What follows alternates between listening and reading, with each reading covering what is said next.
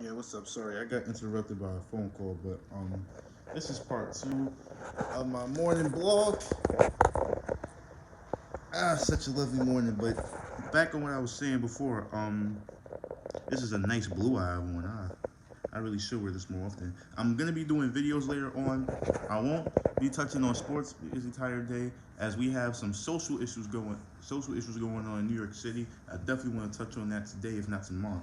But back to the topic at hand, this collective bargaining agreement. I think is no good for the NFL. It's only real good for players like Tom Brady such and such, especially in this time when he's entering free agency and he's gonna become an unrestricted free agent for, I heard, the first time in his illustrious career. So I'm gonna use the word corporate for the first time in his corporate career, because let's be honest, the guy didn't earn all those rings. I've said it before and I'll say it again. You've had evidence on this in the past, and like we have evidence on it now. Like it's really not even nothing to dispute. It's not even up for argument. It's not up for opinion. It's not up for debate. Is this man Tom Brady has a corporate advantage in the NFL, and there's no mistake about it. And I think this CBA is nothing more than another corporate advantage given to certain players who are willing to kiss Roger Goodell's ass to succeed. I'm sorry, but I don't see it as anything further than that. I can't see it for anything further than that. How is it the 1 year in such a long time? We see a black quarterback win the Super Bowl, and now you want to extend the season. Extend the season. Again, last season, the Saints and the Rams had their dispute. You could have extended the season then, but no. Your boy Tom Brady came out on top, and nobody had an issue with anything. Everybody decided all of a sudden what happened to the Saints didn't matter anymore, because it never matters what happened to the Saints. But now when something happens to the Patriots, we need an extended season. We need more games. We need to help the league now. You didn't want to help Drew Brees. You didn't want to help Colin Kaepernick. And honestly, Dana White, I gotta come at Dana White, because Dana White is in on this little Brady sexual bullshit too. Let me tell you why. Because Le'Veon Bell and Antonio Brown, who needed contracts, were both discussed going to the Raiders. He didn't advocate for them, telling them to go to the Raiders. Now, because the Raiders are going to Las Vegas, you telling your boy Tom Brady to go to Vegas or what? Vegas or whatnot. Man, cut the crap. Cut the bullshit. I know what y'all are doing out here. Here, all right? When it's time for the black man to get paid, nobody want to make changes. When it's time for the white man to get paid and sign a new contract, everybody got all these funny ideas. Everybody can't wait to help Tom Brady. No. Y'all sat there and waited to help Le'Veon Bell. Y'all sat and waited to help Antonio Brown. Y'all sat there and waited to help Dak Prescott and Ezekiel Elliott. The Cowboys. Now, I'm not going to take anything away from Jerry Jones, because the Cowboys, they handled their players. That's one thing I can say about Jerry Jones. He's going to get his players paid. You know, you follow his policy. You do what you got to do on that organization. Don't even got to be a winning team. Guys getting paid on the Cowboys, bro. Like Jerry Jones, Jerry Jones might have a reputation for being a rapist. Not a rapist. I'm sorry. A racist bastard. But he's going to get you the money. And he don't care what your first and last name is. He don't care what college you came from. He's gonna advocate for you the way you should financially. I feel like the Patriots don't treat their players the same way, because again, if your wife's name ain't Giselle, nobody really seems to care in that organization. That's why I don't think Tom Brady should leave. He already has it made for him. He has it made for him in New England. He doesn't have it made for him anywhere else.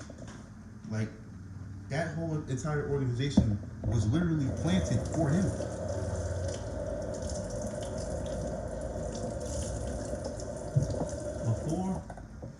Before the year 2000, before the 21st century even hit, and New England Patriots really weren't shit. They lost 2 Super Bowls to what the quarterback is supposed to be the greatest position ever. Now it is. But why is the quarterback position so-called the greatest position ever, or so-called the most important position ever, now when Tom Brady gets drafted? Please, before all of that, we could care less about a quarterback. You wanna know why? Because you had a Doug Williams at quarterback, and because you had a Warren Moon and a Randall Cunningham at quarterback. All this Tom Brady bullshit didn't exist. And honestly, the New England Patriots, Drew Bledsoe were runners up. Runners up. Drew Bledsoe lost to Jim McMahon and Brett Favre, which means you lost to a quarterback. You lost to a quarterback that was barely a Pro Bowler, and your next Super Bowl and the last Super Bowl that you started, you lost to basically the quarterback with the most interceptions. So basically, you lost to Mr. Turnover. Like, I'm not one of these fans that's gonna sit here and get fooled. I know the bullshit when I see it. I know favoritism when I see it. I know when a system is being put in place to benefit the blue collar guys. I know it. I know it. I know it because I've seen it year after year after year, and we all know it because Roger Goodell said it himself. Tom Brady is the king, and that's what we're selling to our fans. You want to know why I'm gonna keep bringing that? Up because it's the one simple piece of evidence. Ain't nothing hard boiled, ain't nothing scientific, ain't nothing forensic about it. This motherfucker came straight on television and said, "Well, you know, Vince McMahon and the way Vince McMahon runs the WWE, no one says anything about him." Listen, WWE is an entertainment league. So you mean to tell me this is all entertainment for you? Guys are just getting drafted, busting their asses, and it's entertainment for you? It's all fun and games when you're. It's all fun and games when you're little. It's all fun and games when your little teacher's pet Tom Brady was a Super Bowl. But now when Patrick Mahomes was a Super Bowl, and it's Mahomes versus Garoppolo, there's no more Brady, there's no more Manning, there's no more Rodgers, there's no more Breeze, there's no more Roethlisberger, there's no more Flacco. Now it ain't so fun no more. Now things gotta change. Now you gotta have an extended season. Now you wanna let players smoke weed? Oh, now when the black man wins a Super Bowl, and now we can smoke weed. How racist is that shit, bro? All these years you could have done this. You had like maybe 3 or 4 years to propose a CBA. The league was probably thinking of it. But you didn't even want to bring it to anybody's attention until Tom Brady fucked up. You didn't want to bring it to anyone's attention until your favorite pet couldn't get the chew toy. Once your favorite pet couldn't get the chew toy, then you had to make changes in the pet store. Then you complained to the pet store. As long as your favorite pet got his favorite chew toy from the pet store, you didn't care how many other pets didn't get their shit. You was gonna buy out whatever you had to buy out for your dog, buy out for your little puppy in the house, no matter what any of these other little puppies got in their houses. Admit it. It's like this is strict favoritism. This is borderline favoritism. And Roger Goodell admitted himself he's shown favoritism. Want to know why? Because all the evidence pointed it out, and he couldn't hide it anymore. Once he couldn't hide it anymore, now he's like, oh, we got right then and there. I'm telling you, right then and there, he's thinking, oh, we gotta make changes. We gotta make this league a little different. Oh, why? Because we see it's all bullshit now. We see the games you're playing, and now you want to change shit. And what's crazy is you don't even make a change when you see the refs messing up. When you see that there's a big issue, you don't want to change it. But now, when it's a personal issue, when your personal favorite, when your publicly announced personal favorite player doesn't win a single playoff game, now you want to propose the CBA? It's not a coincidence to me. I'm sorry, it isn't. It really isn't.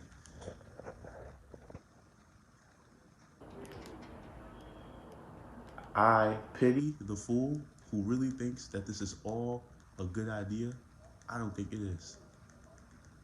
Honestly, I shouldn't even call you guys fools for thinking it's a good idea. Let me just take that back because one extra game, one extra playoff game, hey, it's more football to watch. But what if it's more bullshit to watch? What if it's more favoritism to watch? What if it's just what if it's just a bigger, more, what if it's just a bigger, more relaxed version of the same bullshit we've seen? The same bullshit we've been going through. What if it's just a nicer way of bullying the league? That's why I don't want the CBA to happen, because I don't think there's going to be much of a difference. I really don't think the league is going to be all fair and square with this. And the league is never going to be fair and square, because for some of these guys, it's a business at the end of the day. And I get that. But now when Patrick Mahomes wins the Super Bowl, now when a black quarterback wins the Super Bowl, now there has to be a change in the league. I don't see the coincidence in that. I see that as a plan. I see that as a concoction. I see that as a scheme. I'm sorry. I see this as a scheme. A scheme and a scam. That's all I see this shit for. We're gonna let you guys smoke weed. We're gonna have less tackling during practice. Like practice is the only place you can get hurt. These players are gonna be so nice to you that they're not gonna tackle you 10 times as hard in a regular game. Come on now. We know the bullshit. We see the bullshit. You admitted it yourself. You're a Tom Brady brand guy. You run a league where your favoritism goes towards one guy. You've already said it, and years before that, you've already shown it, so we already knew it. It's just that some of us were too paranoid and too dumb to realize it, that you had to just come out and say it because you couldn't hide it anymore. But in the minds of some of these people, you had a. But here's the thing. The NFL had a lot of people fooled, man. You had a lot of people fooled, but you wasn't fooling me. And you're not fooling me now. You couldn't fool me then, and you're not fooling me now. I know what it is. This is ISC Dee Hinton signing off.